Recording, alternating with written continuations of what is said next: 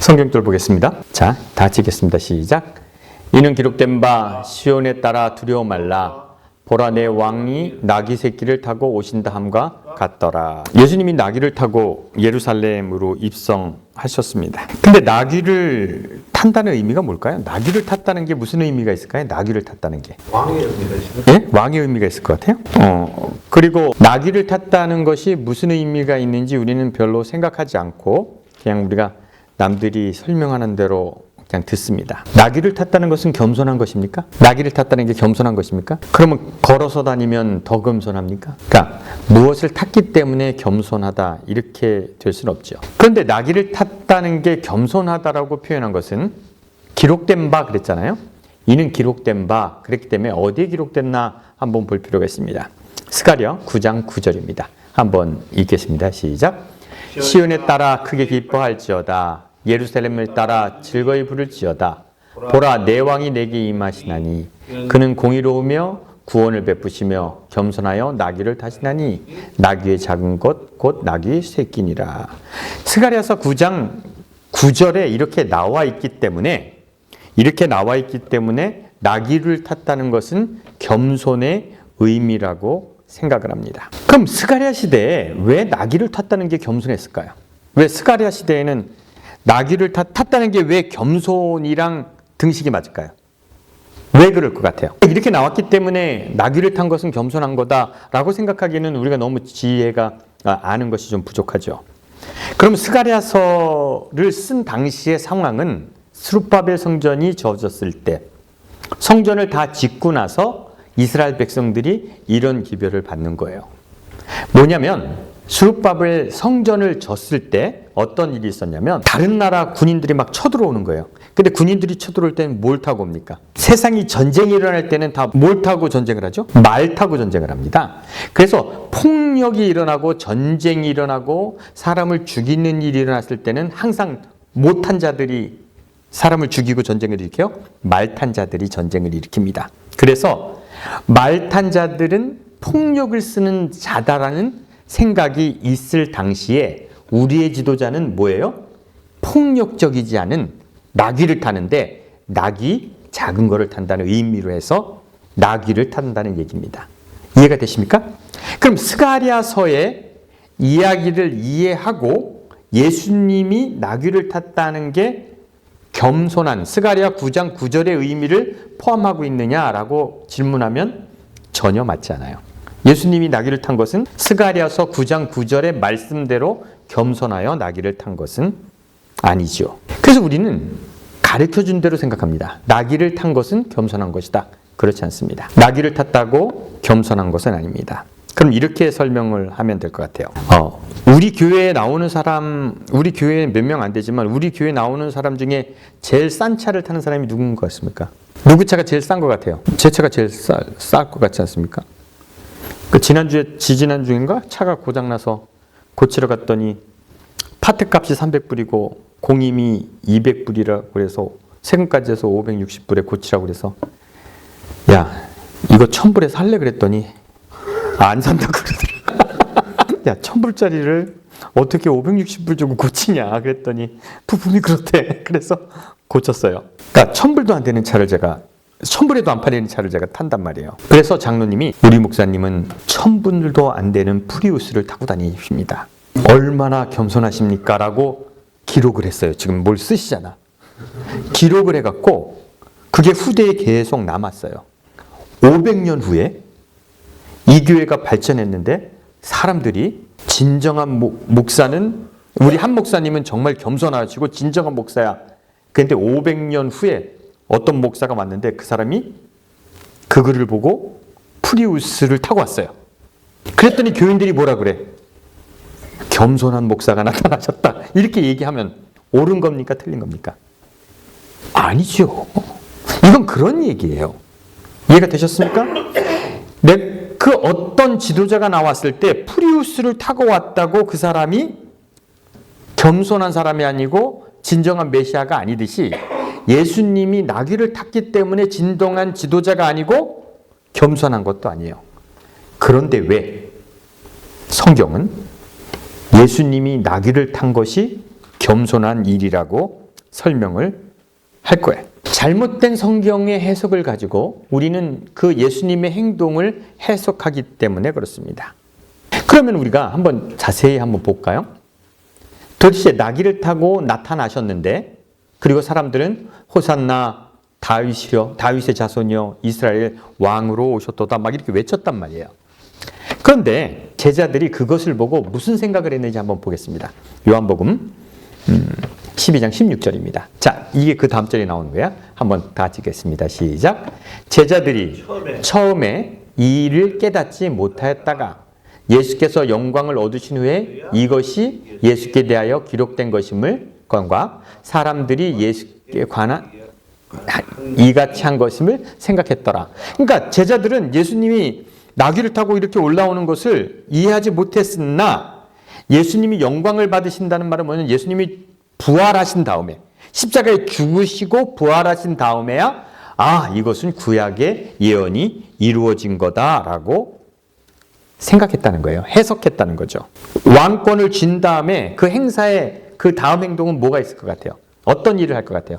대관식을 했어요. 대관식을 했어요. 내가 왕이라고 선포하고 대관을 했어요.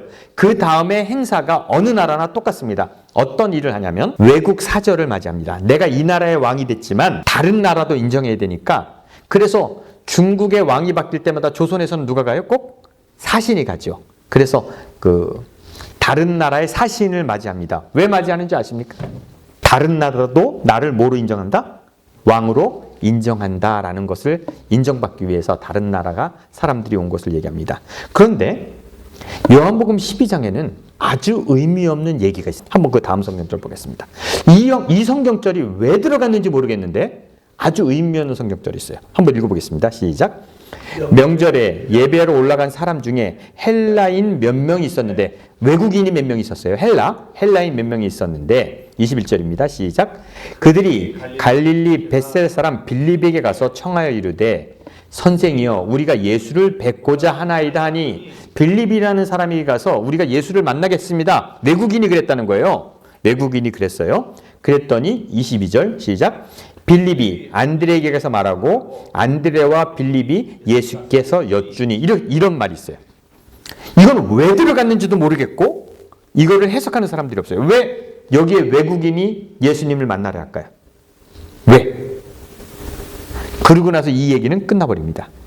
왜 그럴 것 같아요? 왜 외국인이 와서, 그런데 여기는 예수님의 얘기와 약간이 다릅니다. 절차가 생겼어요. 예수님에게 뭐가 있어요? 민정수석이 있고, 민정수석이 비서실장에게 예수님을 만나게 한다는 체계가 잡혀있는 얘기가 나옵니다.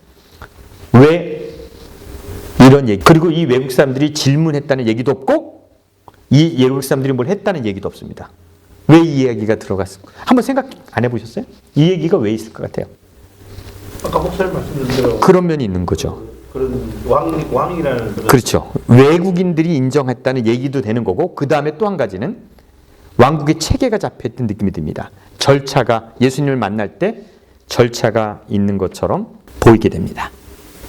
그러고 나서 이 외국인 예의는 없어요. 뭘 질문했는지도 모르겠고 그냥 없어요.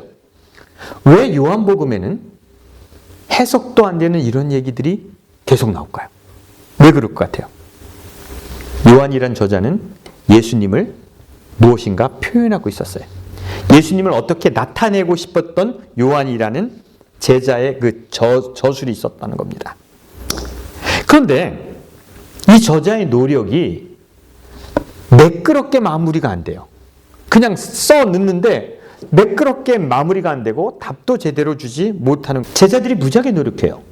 예수님을 구약의 예언된 사람이라고 표현하기 위해서 무지하게 노력합니다. 그래서 이분은 메시아다라고 표현하고 싶은데 그 표현이 정확하게 맞아 들어갈까요? 안 맞아 들어갈까요? 안 맞아 들어가는 거예요. 그렇게 하고 싶어요. 정해진 사람이라고 얘기하고 싶어요. 그래서 구약에 있는 이야기와 예수 이야기를 합쳐보고 싶기 때문에 그들이 하는 얘기들 중에 가장 어색한 얘기가 뭐냐면, 예수님의 역사를 그냥 말씀드릴게요. 예수님은 누구에게서 태어났다고 그래요? 처녀가 낳았다고 그래요. 처녀가 애를 낳을 수 있습니까? 없습니까? 낳았다는 얘기부터 시작합니다. 그래서 여러분, 마리아 평생 동정이라는 교리가 있는 거 아십니까? 마리아 평생 동정. 뭐냐면 아직도 천주교에서는 이것을 고백해야 돼요.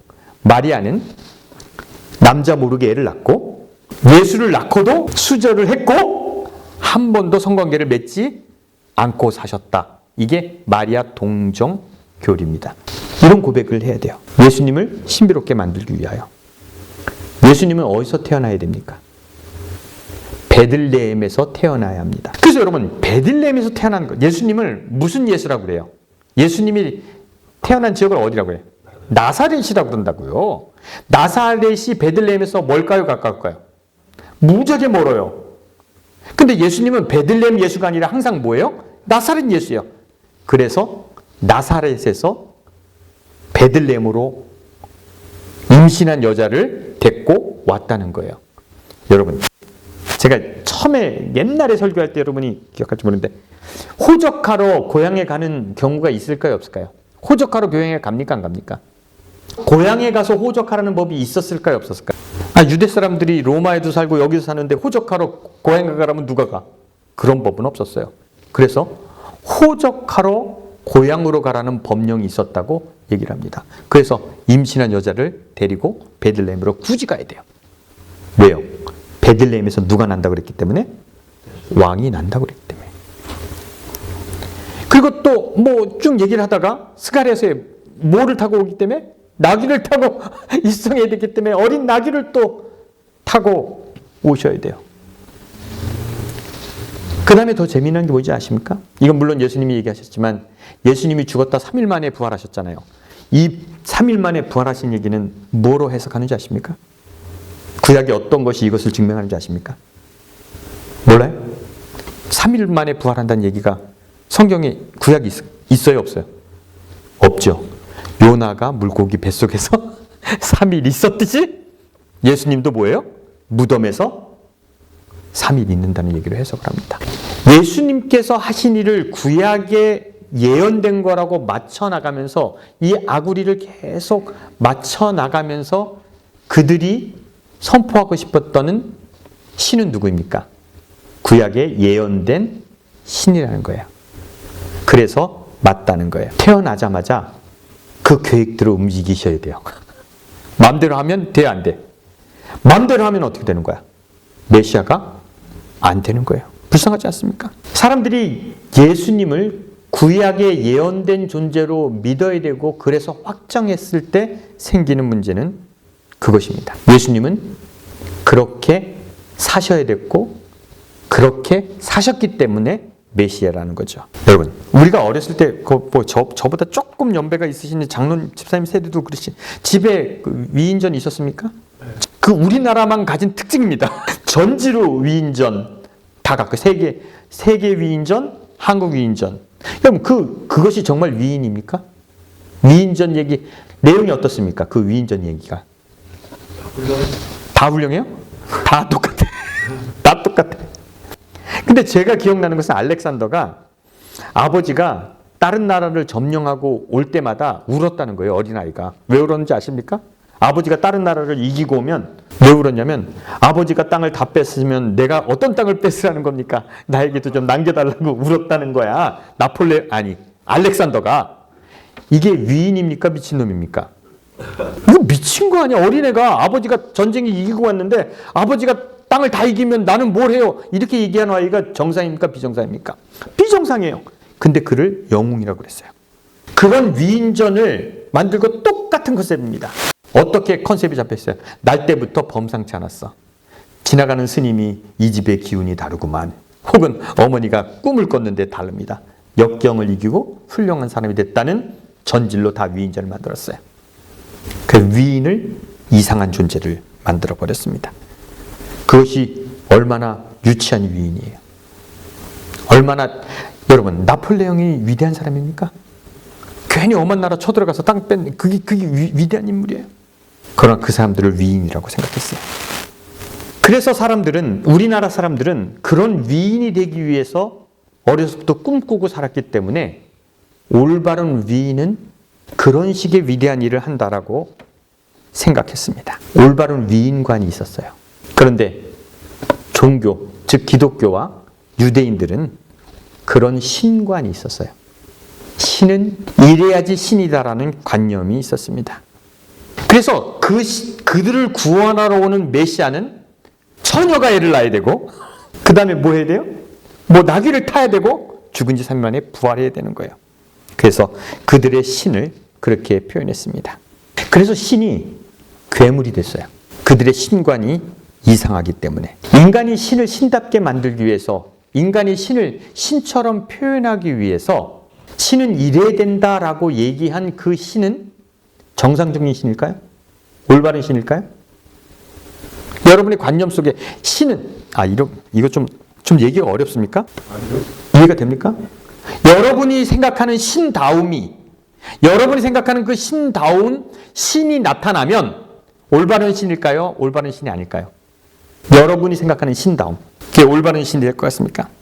자기의 전통 속에 그런 신관을 만들어 놓고 그런 신이 나타나기를 기다린다면 그 신이 올바른 신이 될까요? 유대인들은 그렇게 신을 만들어 버린 거예요. 그렇게 증병이 돼서 그런 신이 나타난 거죠. 사람이 자기가 믿는 신을 표현하고 그런 신을 만들어내려고 했을 때 그 신은 괴물이 되는 거예요. 이상한 존재가 되는 거예요. 그래서 신은 표현될 수 없는 거죠. 신은 조건이 있으면 안 됩니다. 메시아가 베들레헴에서 나야만 메시아가 되는 것이고, 그러면요, 그렇게 사셨기 때문에 메시아가 되신 거죠. 예수님은 계획된 대로 움직여서 메시아가 되었다. 여러분, 신은 그냥 신이어야 합니다.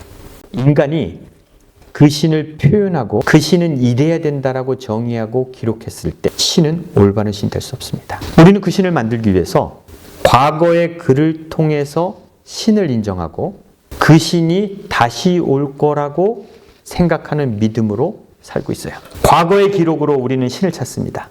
그리고 그 신이 이루어지는 세상은 미래에 있습니다. 예언으로 신을 찾았고 그 신이 미래에 우리에게 아름다운 평화를 줍니다. 이것이 신앙입니다. 과거의 글로 우리는 신을 찾습니다. 그리고 그 신은 우리에게 나중하게 천국을 줄 것입니다. 이게 맞아요? 이게 신앙이죠. 과거의 기록으로 신을 찾고 미래에 그는 천국을 줄 것입니다. 그래서 빠진 것이 뭐가 있습니까? 과거의 글을 가지고 미래를 희망하는 존재들. 그것이 종교예요. 근데 가장 중요한 건 무엇입니까? 현재예요. 종교는 미래의 글을 가지고 신을 증명하고 믿으라고 그럽니다. 그리고 그 신이 미래에 너에게 천국을 줄 것이라고 견디라고 그럽니다. 종교는 과거의 것을 가지고 미래를 희망 가지라고 합니다. 그런데 여러분, 진짜 중요한 건 뭔지 아십니까? 과거의 글도 아닙니다. 미래의 희망도 아닙니다. 가장 중요한 건 뭐라고요? 현재가 제일 중요해요. 지금을 어떻게 사느냐가